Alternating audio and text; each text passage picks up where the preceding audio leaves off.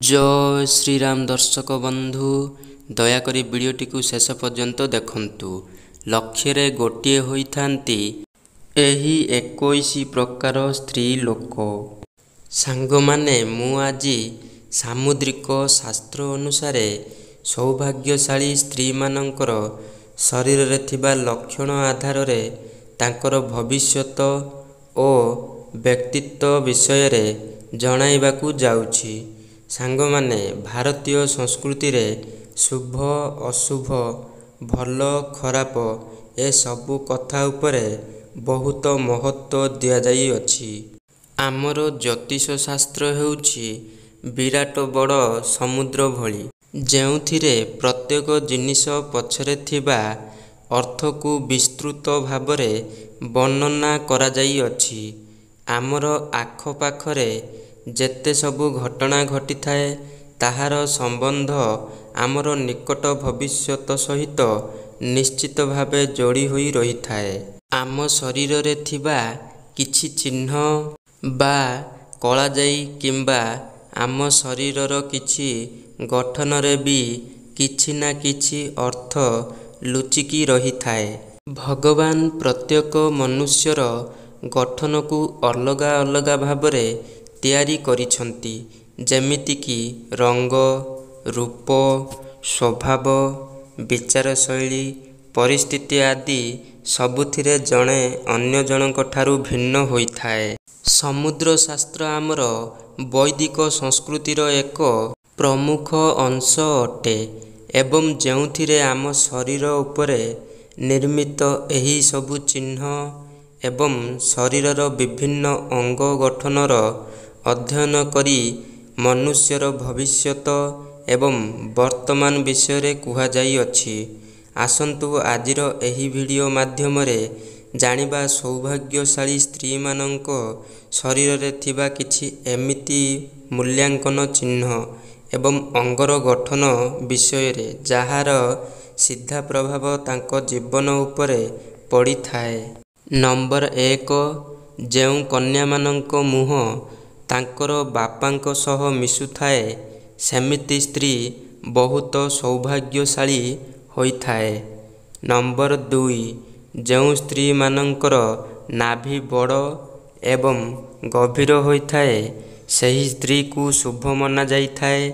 जेउ स्त्री रो नाभि बड़ एवं गभीर हेबा सहित डाहाण पटकू मोड़ी होई रही थाए एमिति स्त्री धन सुख एवं संतान संतति रे संपूर्ण होई थांती एवं सुख समृद्धि तांकर पाद स्पर्श करी थाए। नंबर 3, जेउ कन्या मानकर जंग हृष्ट पृष्ठ एवं मांसाल होई थाए सेमाने बहुत सौभाग्यशाली होई थांती।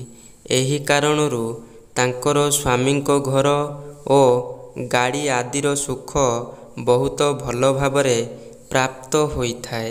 जेउ स्त्रीर आगपट हाथी परी उठी रही थाए सेही स्त्री माने बहुत सौभाग्यशाली होई थांती। से तांको स्वामींको पई भाग्यशाली होई थांती।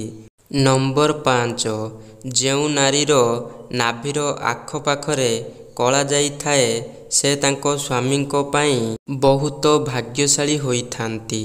नंबर 6, जदि आपण कन्या देखिबाकू जाउछंती ताहाले एही कथा उपरे विशेष ध्यान रखिबा उचित कि कन्यार पादर काली आंगुली भूमि को जदि स्पर्श करुथाए तेबे एही स्त्री को बहुत शुभ बोली मना जाई थाए। नंबर 7, जेउ स्त्री मानकर दांत लंबा होई थाए सेमानंकु केबे भी धनर सामना करिबाकू पड़ी न थाए। सेमानंकु केबे भी गरीबतार सामना करिबाकू पड़ी न थाए। नंबर 8, जेउ कन्या मानकर पादरे शंख चक्र एवं पद्म चिन्ह रही थाए सेमाने बहुत सौभाग्यशाली होई थांती। एमिति स्त्री माने जीवन रे बहुत आगकू बढ़ी थांती। नंबर 9, जेउ महिला मानक केश लंबा होई थाए ସେମାନଙ୍କୁ ବହୁତ ଭାଗ୍ୟଶାଳୀ ମନାଯାଇଥାଏ। ଏହି ସ୍ତ୍ରୀମାନଙ୍କୁ ନିଜର ଭାଗ୍ୟ ବଳରେ ସବୁ ସୁଖ ଆନନ୍ଦ ମିଳିଥାଏ।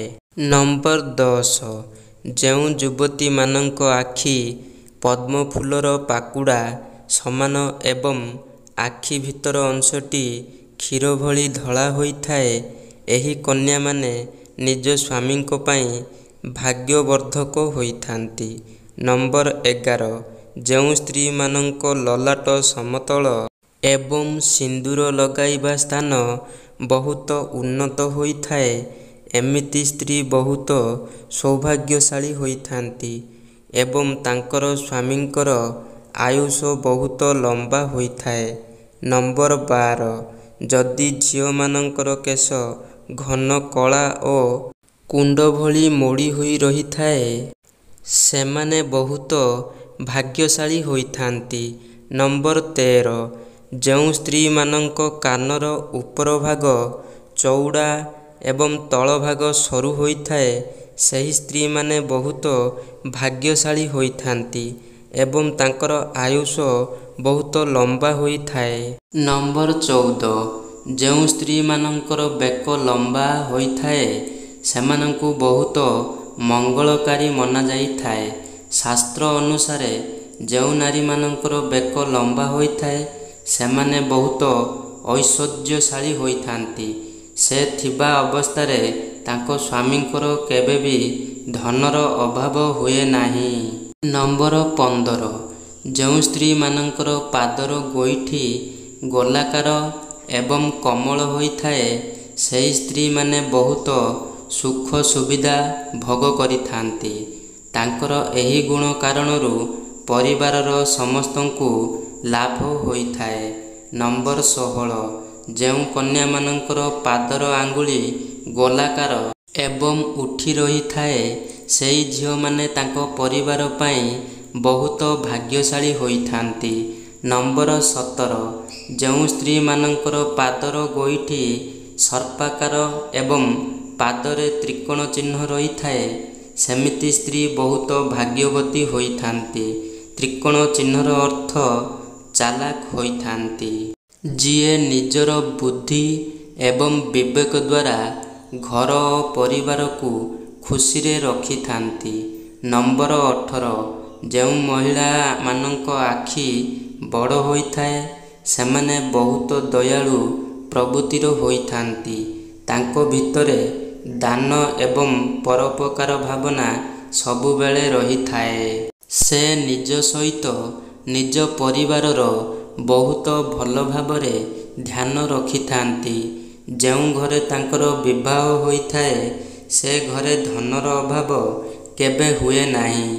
ନମ୍ବର 19, ଯେଉଁ ସ୍ତ୍ରୀମାନଙ୍କ ଶରୀରର ଡାହାଣ ଅଂଶ ଅପେକ୍ଷା ବାମ ଅଂଶରେ ଅଧିକ କଳାଜାଇ ରହିଥାଏ, ସେହି ଝିଅମାନଙ୍କୁ ନିଜ ପରିବାର ପାଇଁ ବହୁତ ଭାଗ୍ୟଶାଳୀ ମନାଯାଇଥାଏ।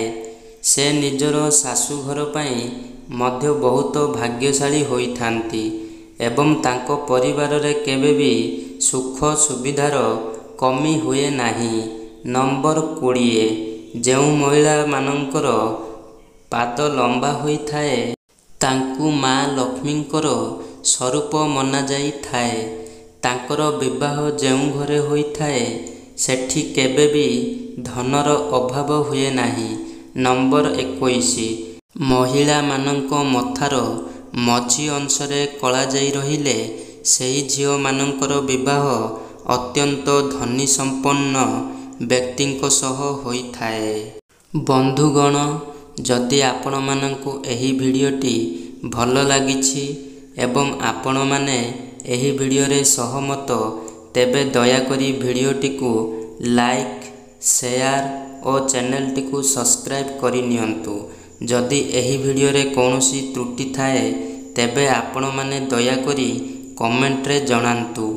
ଜୟ ଜଗନ୍ନାଥ।